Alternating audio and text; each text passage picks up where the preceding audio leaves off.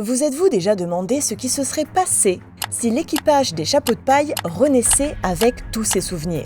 Serait-il capable de changer toutes les mauvaises choses qui leur sont arrivées? Ou cela rendrait-il leur voyage encore pire? Eh bien, avant de répondre à cela, commençons par Luffy. Renaissant avec tous ses souvenirs, Luffy serait confus, mais il essaierait de garder le silence sur la situation. Il ferait cela afin de revivre son enfance de la même manière, en passant son temps avec Ace et Sabo. Bien sûr, comme c'est Luffy, il ferait quelques gaffes de temps en temps, mais pas assez pour éveiller les soupçons. Il mangerait quand même le fruit Nika, même dans ce scénario. Mais Shanks ne perdrait pas son bras en le sauvant, car Luffy serait assez intelligent pour éviter le bandit. Après un certain temps, Luffy commencerait même à entraîner son haki tout seul et vaincrait à lui seul les pirates de Blue Jam afin de laisser Ace et Sabo vivre leur vie. Il les laisserait partir tous les deux de la même manière que dans l'histoire principale, sachant qu'il finirait par se retrouver avec des gens qui se soucieraient d'eux. Une fois qu'il aurait 17 ans, Luffy quitterait aussi l'île lui-même et retrouverait Koby sur le bateau d'Alvida. Après s'être occupé d'Alvida, il se dirigerait directement vers Shellstown pour récupérer Zoro. Maintenant, avant qu'il ne fasse cela, je dois expliquer ce qui est arrivé à Zoro dans cette chronologie, car son histoire est complètement différente. Évidemment, maintenant qu'il a rené, les premières pensées de Zoro ont été de commencer à s'entraîner aussi dur que possible. Grâce à tout ce qu'il sait sur le maniement de l'épée, il a facilement vaincu Kuina lors de leur duel, et elle a en fait dû le rattraper cette fois-ci. Cependant, je crois toujours que les deux deviendraient de très bons amis et se feraient une promesse. Avec ses souvenirs futurs, Zoro pourrait même être capable de sauver Kuina de la mort dans cette version en la prévenant de son accident à l'avance. Par la suite, étant de loin l'épéiste le plus doué du dojo, Zoro reçoit le Wado Ichimonji en cadeau du père de Kuina. Se lassant de son petit village, Zoro a suivi le conseil du père de Kuina et a quitté l'île afin de trouver des adversaires plus forts. Ce jeune Zoro a ensuite passé des années à se bâtir une réputation à travers East Blue, et il est devenu bien plus redouté qu'avant. Bien qu'il ait passé la plupart de son temps perdu par pur accident, il se retrouverait involontairement à Shellstown seulement quelques jours avant l'arrivée de Luffy. Le combat de Zoro contre le colonel Morgan et ses hommes n'a pas duré plus d'une seconde. Après la bataille, personne n'a osé lui demander de partir et il a passé les jours suivants à se prélasser en attendant Luffy. Bientôt, le duo se réunirait au bar. Ils célébreraient tous deux immédiatement leur retrouvaille avant de quitter l'île ensemble. En route vers Orangetown, ils partageraient des histoires sur leurs aventures en solo, parlant des choses qu'ils ont faites différemment. À Orangetown, Zoro ferait remarquer à quel point cet endroit semble familier, mais étrange en même temps. C'est alors qu'il tomberait sur Nami en train de donner des ordres à Buggy et son équipage, les obligeant à réparer tous les dégâts qu'ils ont causés. Alors comment cela est-il arrivé ? Eh bien, pour comprendre cela, il faudrait regarder ce que Nami a fait depuis sa renaissance. Lorsque Nami a rouvert les yeux, elle s'est retrouvée portée par sa sœur, Nojiko, à travers une terre déchirée par la guerre. Les choses se sont passées pratiquement de la même manière pour Nami après cela, sauf qu'elle était beaucoup plus reconnaissante pour chaque moment passé avec sa mère. En grandissant, Nami continuait à voler d'autres pirates, mais cette fois, c'était pour que sa famille puisse avoir une vie meilleure. Avec l'argent économisé, Nami a ensuite attendu l'arrivée d'Arlong. Mais il n'est jamais arrivé dans cette chronologie. Pourquoi ? Ne vous inquiétez pas, je vais vous expliquer cela assez rapidement. Bref, confuse par cela, Nami a continué à peaufiner ses compétences de combat, devenant redoutable avec un bâton. Elle a également maintenu sa pratique de la cartographie et a lu de nombreux livres sur le sujet au fil des ans. Une fois le moment venu pour Nami de partir et de retrouver les autres membres des chapeaux de paille, elle ne voulait pas y aller. Mais sa sœur Nojiko l'a convaincue, promettant qu'elle et Belle-Mère s'en sortiraient très bien sans elle. C'est alors que Nami a décidé de prendre un bateau avec la bénédiction de Belle-Mère et s'est dirigée vers Orangetown. Il n'a pas fallu longtemps avant qu'elle ne s'occupe de Buggy toute seule, et son équipage a cédé immédiatement après ça. Alors que les 3 premiers membres des chapeaux de paille commençaient à rattraper le temps perdu, Buggy et son équipage tenteraient de leur tendre une embuscade, mais Luffy et Zoro les enverraient valser. En discutant autour d'un thé avec le maire d'Orangetown, Nami a laissé une bonne partie de sa richesse aux habitants de la ville, ce qui a laissé Luffy et Zoro se demander ce qui avait bien pu lui arriver. Avec 2 belles bosses sur la tête, les garçons seraient surpris d'apprendre que l'obsession de Nami pour l'argent avait disparu avec le temps, puisque la majeure partie venait du traumatisme de la perte de sa mère dans la chronologie originale. Peu après, ils quitteraient Orangetown et arriveraient sur les rives du village de Syro. Sur la côte, ils ont aperçu le Vogue Mary avec les pirates d'Usopp à l'intérieur. Vous voyez, quand Usopp a rené, il s'est retrouvé à nouveau avec sa mère. Seulement cette fois, Usopp a passé plus de temps à lui remonter le moral à sa manière, lui racontant d'innombrables histoires de son temps avec les chapeaux de paille. Une fois sa mère décédée, Usopp s'est rapproché de Kaya et a déjoué le plan du capitaine Kuro de la trahir avant même qu'il ne commence. Il a utilisé son intelligence pour tendre des pièges et exposer Kuro, et l'a ensuite chassé de l'île. En échange de son aide, Usopp a demandé à Kaya de lui offrir le Vogue Mary, sachant qu'il en aurait bientôt besoin à l'arrivée des autres chapeaux de paille. Luffy serait impressionné de voir que Usopp s'est occupé de Kuro tout seul, et l'équipage poursuivrait immédiatement son voyage vers le Baratie. En chemin, Usopp a montré à ses compagnons d'équipage toute une série de nouvelles armes qu'il avait créées au fil des ans. Il abattrait même de loin l'oiseau géant qui avait essayé de manger Luffy auparavant. À leur arrivée, les chapeaux de paille découvriraient que le Baratie dispose d'un port d'amarrage spécial conçu spécifiquement pour leurs navires. Accueillis par certains des autres chefs, ils auraient droit à un festin impressionnant qui leur serait exclusivement réservé. Alors que les autres clients du restaurant se feraient mettre à la porte, Sanji apparaîtrait les larmes aux yeux. Ce que les autres ne savaient pas, c'est que cette fois-ci, l'enfance de Sanji avait été beaucoup moins rude qu'avant. Bien que sa mère soit toujours décédée, Sanji avait une volonté beaucoup plus forte et ne se souciait pas d'être isolé et malmené par ses frères aînés. Il a secrètement réentraîné son style de combat au pied et a même commencé à pratiquer les techniques qu'il avait apprises des Okama. Finalement, Sanji a décidé de montrer de quoi il était capable et a éliminé ses 3 frères d'un seul coup. Après avoir été reconnu par son père, Judge, Sanji a défié son vieux père aussi, mais a finalement perdu le combat. Après ça, il a quitté le royaume de Germa et est monté à bord du navire où il rencontrerait inévitablement Zeff. À partir de là, les choses se sont passées en grande partie de la même manière, mais il était beaucoup plus indulgent et reconnaissant envers Zeff. Il a même partagé sa nourriture avec lui pour que Zeff n'ait pas à manger sa propre jambe. Leur amitié a fini par se transformer en un partenariat conjoint où ils dirigeaient tous deux le Baratie en tant que copropriétaire et chef cuisinier. Dès lors, il a simplement attendu que Luffy et les autres reviennent. Après avoir rattrapé le temps perdu et passé quelques jours au restaurant en mer, l'équipage se retrouverait finalement face aux pirates de Krieg. Cette fois, chaque membre de l'équipage participerait à la chute des pirates de Krieg bien avant même l'arrivée de Mihawk. Une fois le grand corsaire arrivé au Baratie, il serait choqué de voir que quelqu'un avait déjà coupé le navire de Krieg en deux. Il verrait alors Zoro et sentirait qu'il y a quelque chose de spécial chez ce gamin. Il proposerait un duel à Zoro, mais l'épéiste refuserait respectueusement, sachant pertinemment qu'il n'est pas encore prêt. Cependant, il promettrait d'affronter Mihawk en duel dans le futur. Cela terminé, les chapeaux de paille rendraient ensuite visite au village de Kokoyashi à la demande de Nami. À leur arrivée, ils seraient présentés à tout le monde dans le village et seraient invités à un festin chez Belle-Mère et Nojiko. Après avoir passé du temps avec sa famille, Nami les informerait qu'elle ne reviendrait pas avant quelques années. Sa famille la soutiendrait évidemment, tout comme le reste de la ville.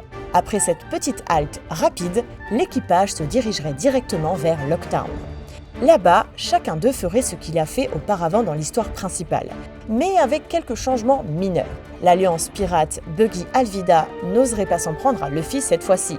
Usopp vaincrait facilement Daddy Masterson grâce à ses compétences supérieures de tireur d'élite. Nami irait faire du shopping et achèterait un lock-pose en avance, tandis que Zoro tomberait nez à nez avec son amie d'enfance, Kuina. Vous voyez, puisque Kuina a survécu cette fois-ci, elle parcourait le monde pour collectionner les larmes rares. Après avoir fait semblant d'être chassée de l'île par Smoker et son escouade, les chapeaux de paille remonteraient rapidement Rivers Mountain, faisant le même serment qu'auparavant. Leur arrivée au Cap des Jumeaux se passerait essentiellement de la même manière, mais ils s'entendraient beaucoup plus vite avec Crocus. Luffy promettrait même à la Boone et Crocus qu'il ramènerait Brook avec eux, un nom que la paire n'avait pas entendu depuis plus de 50 ans. Crocus se demanderait naturellement comment ces gamins connaissaient quelqu'un d'aussi loin dans le passé, mais il n'obtiendrait pas de réponse claire de Luffy.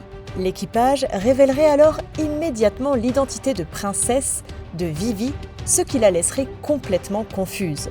Pourtant, n'ayant personne d'autre vers qui se tourner pour obtenir de l'aide, elle accepterait de partir avec eux.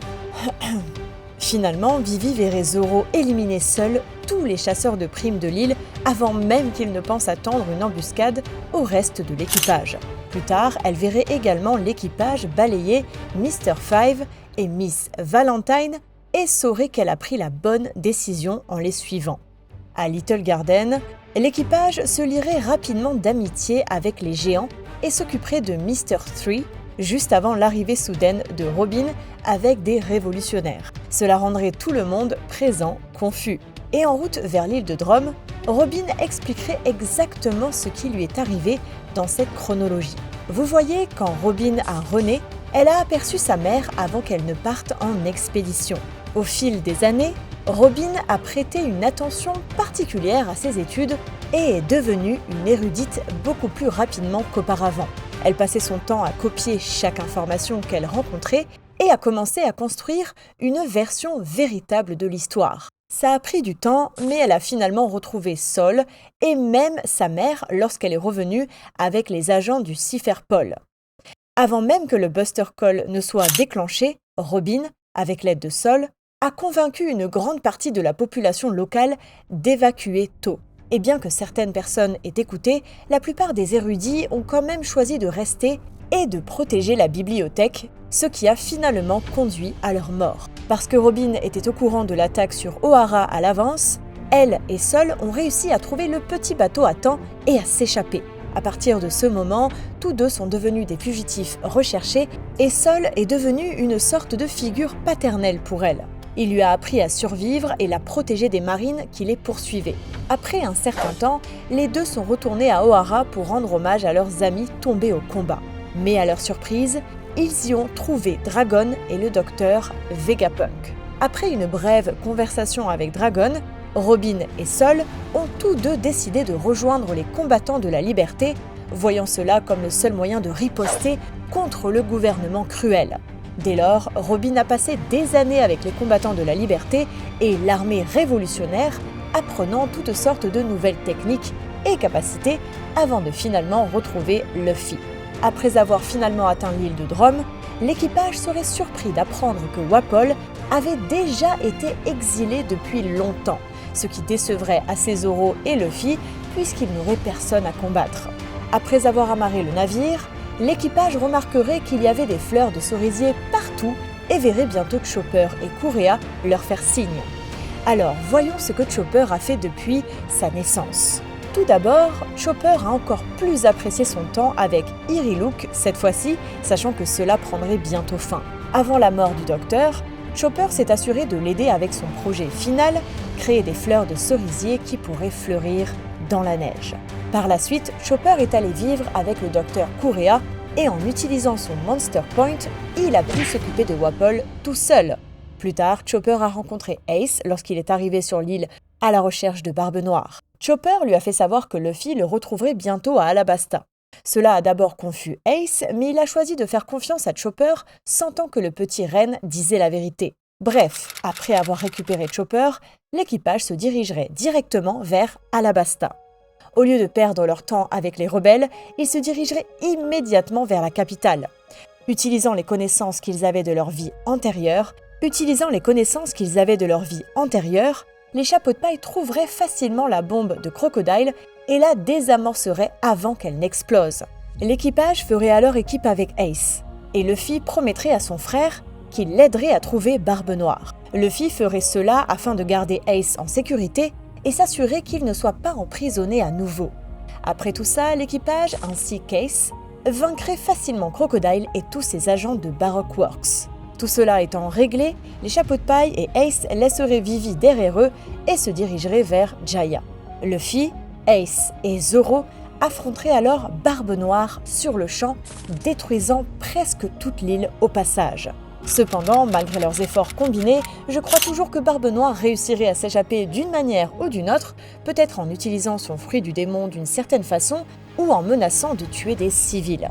Bref, après l'évasion de Barbe Noire, Luffy et Ace se sépareraient Ace promettant à Luffy qu'il ferait attention à ne pas se faire prendre. Les chapeaux de paille reprendraient alors leur route, oubliant complètement Skypiea, c'est-à-dire jusqu'à ce que le Knock-Up Stream les envoie soudainement valser là-haut. À Skypiea, Zoro et Sanji se porteraient volontaires pour y aller en premier et vaincre les forces d'Enel. Considérant que Luffy est le seul immunisé contre la foudre d'Enel, il irait affronter Enel directement. Enel serait absolument surpris par la force et le haki de Luffy cette fois-ci et serait vaincu en quelques minutes. Flottant de retour vers la surface de la planète bleue, les chapeaux de paille jetteraient alors leur dévolu sur la visite de Longring Longland. Ils ne participeraient cependant pas au combat du Davi Backfight, car ils préféreraient simplement tabasser l'équipage de Foxy pour avoir terrorisé les habitants. Finalement, ils se retrouveraient face à leur plus grande menace jusqu'à présent, Aokiji. Alors comment se passerait cette rencontre ? Eh bien, croyez-le ou non, l'équipage n'aurait en fait pas du tout à combattre Aokiji cette fois-ci. Vous voyez, puisque Sol a survécu, il est probable qu'il resterait en contact avec Aokiji, étant donné qu'ils étaient de bons amis avant l'incident d'Ohara. À cause de ça, Aokiji serait déjà au courant pour Nico Robin et ne tenterait pas de l'arrêter. Évaluant la force de l'équipage, il les avertirait de bien se tenir ou il serait forcé de les abattre avant de prendre congé. Cela fait, les chapeaux de paille se dirigeraient vers Water 7 et seraient surpris de voir que la ville avait l'air bien mieux qu'avant. Là, ils rencontreraient Franky sur le rivage, travaillant pour Tom, qui serait également vivant dans ce scénario.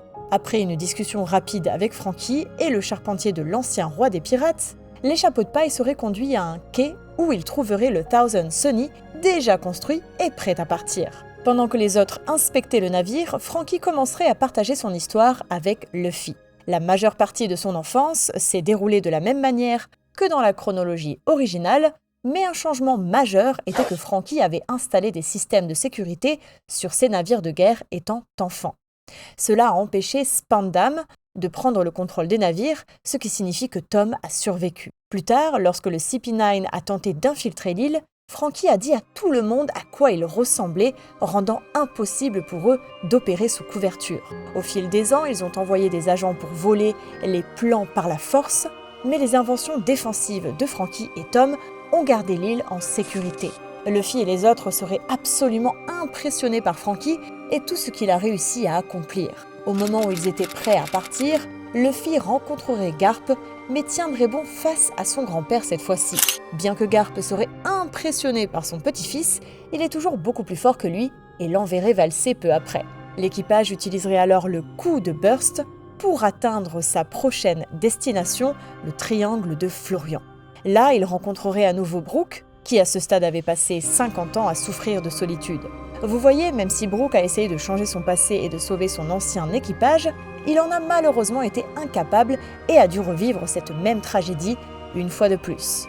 Jusqu'à présent, Brook avait croisé le chemin de Gecko Moria quelques fois, mais avait toujours réussi à garder son ombre et à riposter. Avec l'aide de la bande, Brook foncerait alors à travers le château de Moria et ensemble ils mettraient fin à ses plans tordus sans que Horse ne soit jamais réveillé. Après avoir absolument détruit tous leurs ennemis sur Grand Line, les chapeaux de paille finiraient par attirer beaucoup plus l'attention qu'ils ne l'avaient fait dans leur vie passée. En arrivant à l'archipel de Sabaody, ils seraient instantanément reconnus par les habitants. La plupart, sinon tout le monde, restant hors de leur chemin, ils se dirigeraient directement vers le bar de Shaki. Incapable de trouver Riley là-bas, Luffy se dirigerait ensuite vers la salle de vente aux enchères humaines pour le trouver. Là, il chercherait la bagarre avec un autre dragon, Céleste, avant de partir avec Riley et de démolir tout l'endroit. Malgré la pression des pacifistas et de Kizaru, les chapeaux de paille géreraient facilement l'opposition avant de s'échapper de l'île. Puisque les marines étaient à Sabaody, les chapeaux de paille ainsi que Riley devraient accoster sur une île voisine au hasard afin de faire revêtir leur navire. Là, ils passeraient un peu de temps à faire profil bas avant de reprendre leur voyage vers l'île des hommes poissons. Une fois arrivés là-bas, ils rencontreraient immédiatement Jinbei, qui s'était déjà occupé d'Odie Jones tout seul. C'est ici que nous apprenons toute l'histoire de Jinbei. En grandissant, Jinbei était toujours là pour soutenir Fisher Tiger à travers tout, regardant même son capitaine marcher vers sa propre perte malgré tous ses avertissements. Par la suite, Jinbei a fait un choix différent. Il a refusé d'aider Arlong à s'échapper de prison, ce qui signifie que Arlong n'est jamais arrivé sur l'île de Nami en premier lieu. Au lieu de cela, Jinbei s'est concentré sur la protection du royaume Ryugu contre tous les acteurs malveillants, y compris Oddie Jones. Et parce qu'il avait encore ses souvenirs, il a même pu sauver la reine Otohime de la mort. Grâce à tout ça, Jinbei est devenu un héros sur l'île des Hommes-Poissons et l'un des conseillers les plus fiables du roi. Après avoir écouté son histoire, tout l'équipage serait emmené au palais Ryugu pour un magnifique festin. Ils y passeraient quelques jours pour se reposer et reprendraient bientôt leur route. De l'autre côté de Red Line, ils arriveraient bientôt à Punk Hazard. Une fois qu'ils auraient remarqué que l'île est complètement couverte de gaz toxiques, Chopper développerait un médicament pour le neutraliser avant qu'il ne mette le pied à terre. Il démantèlerait alors à nouveau toute l'opération de César afin de sauver les enfants. Cependant, c'est là que nous rencontrons une autre différence majeure dans ce scénario. Vous voyez, puisque l'équipage est beaucoup plus fort maintenant, ils n'ont pas eu besoin de s'entraîner pendant 2 ans, ce qui signifie que l'ellipse temporelle n'a jamais eu lieu. En conséquence, ils arriveraient sur Punk Hazard beaucoup plus tôt qu'avant et ne rencontreraient pas Momonosuke ou Kinemon. Luffy serait confus de voir que Momo n'est pas sur l'île, mais le reste de l'équipage expliquerait pourquoi. Bref, après avoir sauvé les enfants, l'équipage jetterait son dévolu sur Doflamingo à Dressrosa. Cependant, il y a aussi un problème ici.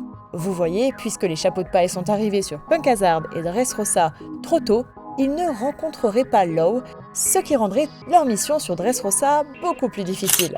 Une bonne chose cette fois-ci est qu'ils infiltreraient Dressrosa sans se faire détecter, puisque la nouvelle concernant la capture de César ne se répandrait pas. Au lieu de faire les idiots comme la dernière fois, l'équipage essaierait immédiatement de libérer les Tontata et de démanteler les usines d'armes, tandis que Luffy irait défier Doflamingo en tête-à-tête. Cependant, cela ne finirait pas très bien pour lui.